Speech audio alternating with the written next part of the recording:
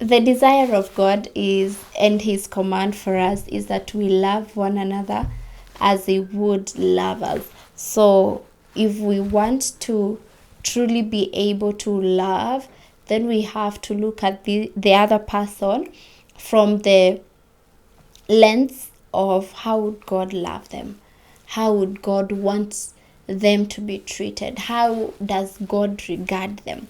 This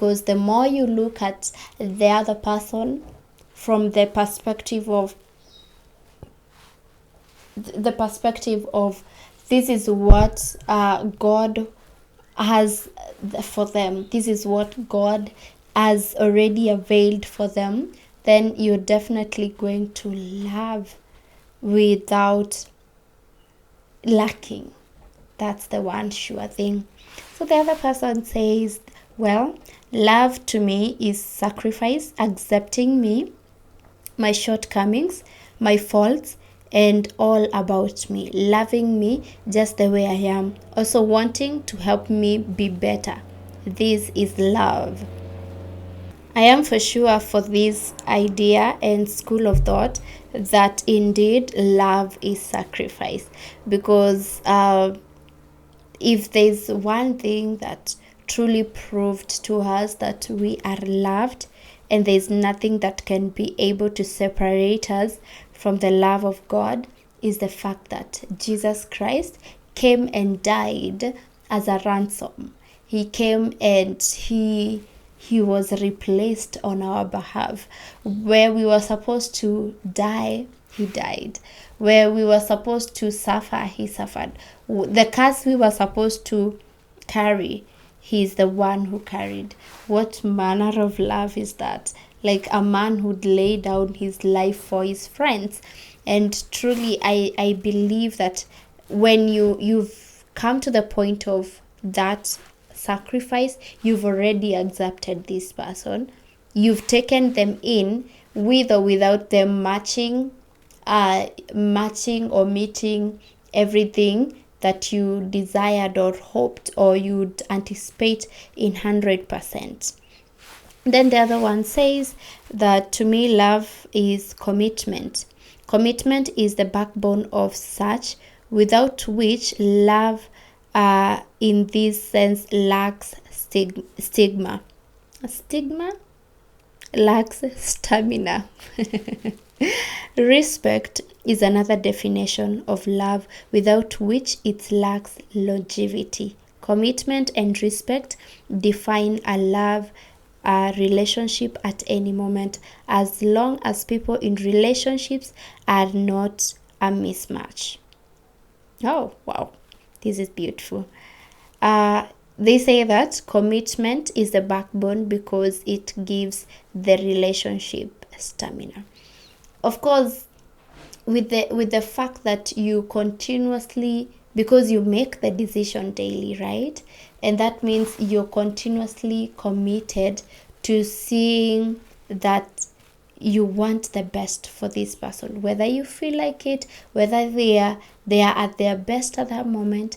All you want to see and do is just centered around I committed to this person. They are the person I chose to spend the rest of my life with, and therefore I am going to make sure that they enjoy that, they get to live and have that as part of the blessing that I am bringing in their life. And love the idea of respect comes with longevity, because the more you continuously respect this person, you will never take them for granted. First off, you will never ever do anything that you know is going to at any point pull them down or even make them feel like they are anything less than who God made them to be.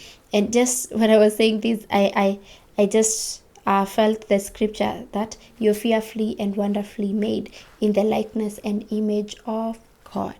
So if you really treasure the heart of God, you've known who God is, you've sought after his heart, you're definitely going to look at your partner as if they were God himself, because they are made in his image. And that way you will regard them so highly. You will count them a blessing in your life. You will count them like a gift to you, because like, God entrusted this person to me to steward their blessing, to steward his seed in them, to steward the vision that he has placed on their heart. Yeah, I really loved that. I really loved that. And the last one, the person says, love to me is words of encouragement, affirmation, and of hope. I know that I am loved when I am reminded of my value, even when I may know it. For that reason, I also consider time spent with someone as a form of love. Clearly, this is someone who loves quality time. It's maybe one of their love languages. Then she continues to say, that sacrifice of ours just to enjoy each other's company. Love to me is also receiving help. When someone goes out of their way to help me in something, whether it's a service or material, that is love. Well, beautiful. Words of affirmation and encouragement. Of course, continuously, I really believe that God is always reminding us of who we are, what he has for us, what's available for us, and therefore we ought to take it upon ourselves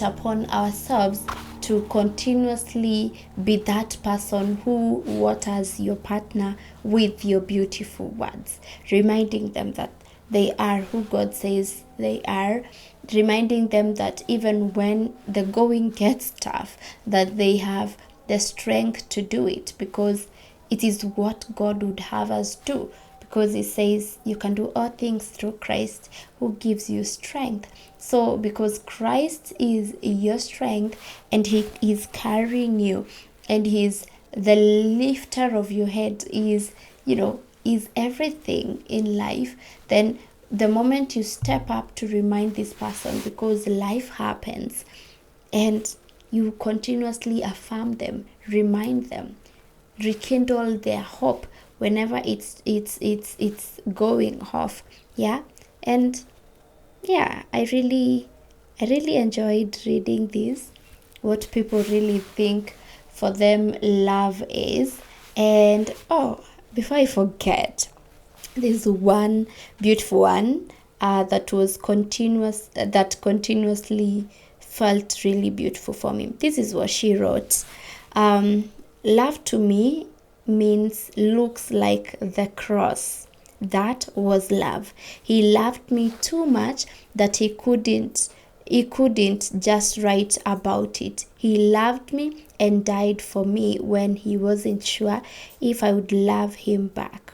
He loved me that he gave his best, his very life. He loved me that he stayed up on that filthy cross despite the pain. He loved me that even though he was guilty, he was willing to be my sin. He loved me that he was willing to face my worst enemy and defeat all for me. He loved me that after conquering the enemy, he gave me the authority over the devil. The cross was for me. Him becoming sin was for me. Him triumphing over the enemy was for me. All that he did was for me. Now he shares with me all things. He brought me to his family, not as a servant, but as a heir. All that he has is mine. And this is the truest form of love. What does love look like for you?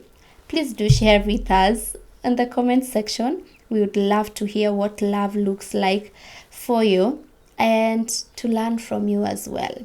And it's also a part to challenge our school of thoughts, and what are our heart's desires looking like Are they just centered around ourselves and selfishness, or they are also part of improving and bettering the other person?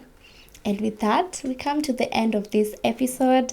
I hope you had fun hearing what others think of love to be, and we hope to hear from you as well. Do give us a comment, give us a thumbs up as well. Subscribe if you're not subscribed. And until the next episode, I will see you. Have a beautiful day. Stay blessed, stay peaceful, stay sheltered, and stay amazing. Love you. Bye.